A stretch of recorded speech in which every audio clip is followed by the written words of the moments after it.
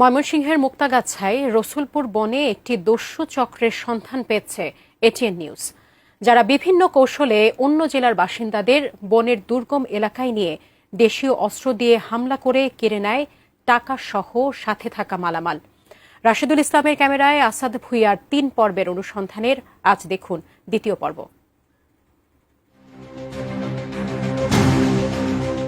কম দামে ডলার কেনার লোভে পড়ে ময়মনসিংহের মুক্তাগাছার রসুলপুর বনের দুর্গম এলাকায় গিয়ে প্রতিদিনই দস্যুতার শিকার হচ্ছে বিভিন্ন জেলার মানুষ। এই দস্যু চক্রের তথ্য অনুসন্ধানে অর্ধেক দামে ডলার কেনার প্রস্তাব দিয়ে তাদের সঙ্গে যোগাযোগ করে এটিএন নিউজ। নগদ টাকা নিয়ে বাপ্কির মোড় এলাকায় যেতে বলেন চক্রের সদস্য মোহাম্মদ শাকিল। ব্যাটারি চালিত অটোরিকশা নিয়ে সেখানে হাজির হয় চক্রের আরেক সদস্য রুবেল।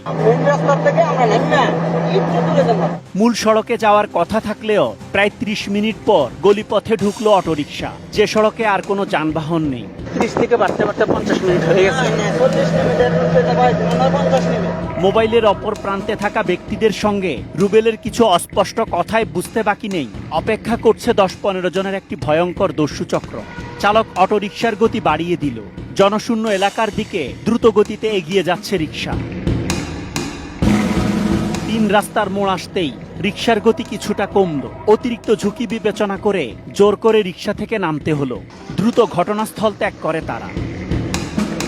দস্যু চক্রের তথ্য অনুসন্ধানে কথা হয় পাশের এলাকার কয়েকজন যুবকের সাথে। তাদের নিয়ে প্রায় 2 ঘন্টা বিভিন্ন সড়ক ঘুরে পাওয়া গেল ওই অটোরিকশার সন্ধান।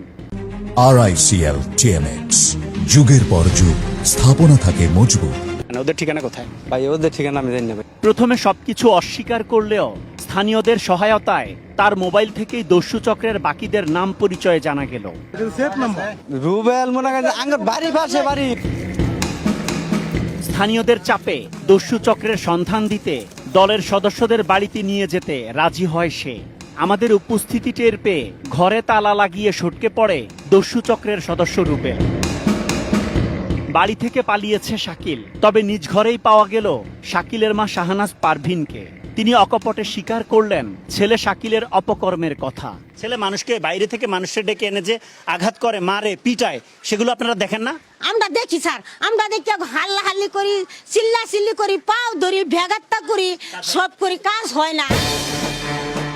দস্যু চক্র চালিয়ে এই দুর্গম এলাকায় দোতলা পাকা বাড়ি নির্মাণ করেছেন চক্রের মূল হোতা আজগর। মুক্তাগাছা থানা পুলিশ জানায় এর আগে এই চক্রের কয়েকজনকে গ্রেপ্তার করলেও জামিনে মুক্তি পেয়ে আবারও দস্যুতায় ফিরে আসেন।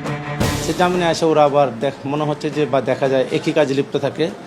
অথচ এটিএন নিউজের অনুসন্ধানে জানা গেছে কয়েকজন অসাধু পুলিশের ছত্রছায়ায় দীর্ঘদিন ধরে চলছে এই দস্যুতা, যা দেখা যাবে ৩য় পর্বে। Asad Bhuiyan, ATN news, Muktagacha, Mymensingh.